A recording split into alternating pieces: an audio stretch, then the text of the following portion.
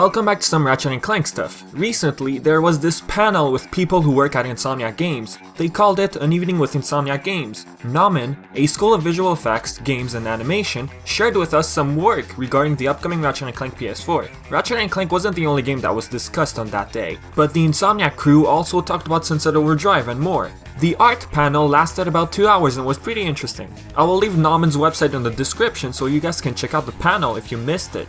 If I summarize what was discussed during that day, Xavier Coelho Costoloni, character artist at Insomniac Games, discussed about what it was like designing characters such as Qwark, not only for the game, but for the movie as well. He really went through a lot of details such as textures and techniques, and challenges as well. If some of you are currently studying in the field of animation and stuff like that, you'll probably be interested in what he had to go through to create Qwark. He talked about UV maps, texturing, and basically technical stuff. For some of us who haven't studied in the field of animation, it's still fascinating to know what is involved in the process of character making.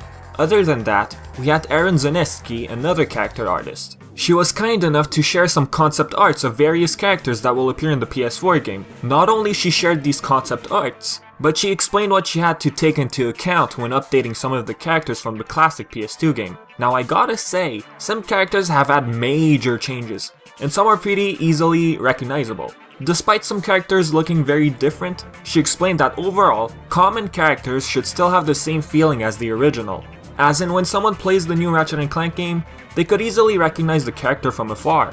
Alright, why not go over what was actually shown at the art panel? So in this one, we see a robot from Railgur and Calibo 4 completely reimagined. Now the robot on the left looks like a simple updated design. However, the robot on the right has had a major change. We went from a grey robot to a single green-eyed gold looking robot. Compared to the original, this one looks a lot more menacing. Another character who completely changed in design is Kid's agent. We went from a green looking guy to a purple guy with a robot arm. His name is Sheev Helix and apparently was a cellmate with Captain Qwark, who broke out of prison.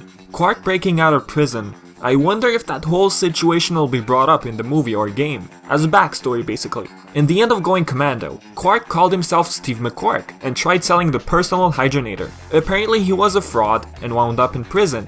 Could this mean that the movie and game are bringing in aspects from going commando? Who knows, I mean the game and movie feature Nefarious from Up Your Arsenal, so it could be a possibility. Apart from Nefarious, could Angela Cross perhaps end the movie with a cliffhanger? Ratchet believes he's the only Lombax who still lives, so a cliffhanger like that showing another Lombax could be very likely. Plus, we've never had a true backstory for Angela, so hopefully the movie sequel or future games will have that. Alright, next, some vehicle concept art was also shown. We got the tanker and hoverboard, which looked pretty great. Of course, we're talking about PS2 and PS4, but comparing it with the original, the tanker is recognizable, and that's what the artist was aiming for. The hoverboard looks pretty sick and gets me all hyped up for the hoverboard race.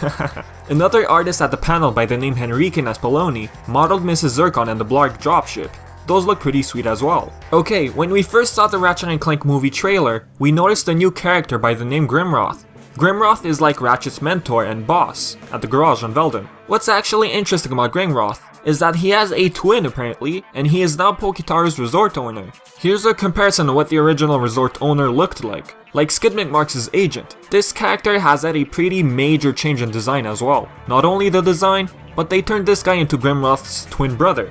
Overall, the designs of the characters have changed a lot. Some are really recognizable, but some are less, and you may have noticed. And of course, who would forget this guy? Like, this fish already looked creepy back then, now he just looks even more menacing with those giant teeth. But I gotta say, the details really remind us of the movie. The graphics look so good that we can mistake this for the movie. So overall, Gnomon went over a bunch of technical details when it came to making designs and animation for Ratchet and Sunset Overdrive. Like I said before, I'll leave their link in the description so you guys can check it out. Ratchet Galaxy Forum gives us a pretty good summary of what was analyzed from those screenshots. Not only that, the site goes over updates regarding the series as well. So I'll leave that in the description too. If you have any thoughts, leave them in the comments. I've been Vivi, thanks for watching, until next time. Oh, the movie novel is out, I'm loving it so far, so yeah.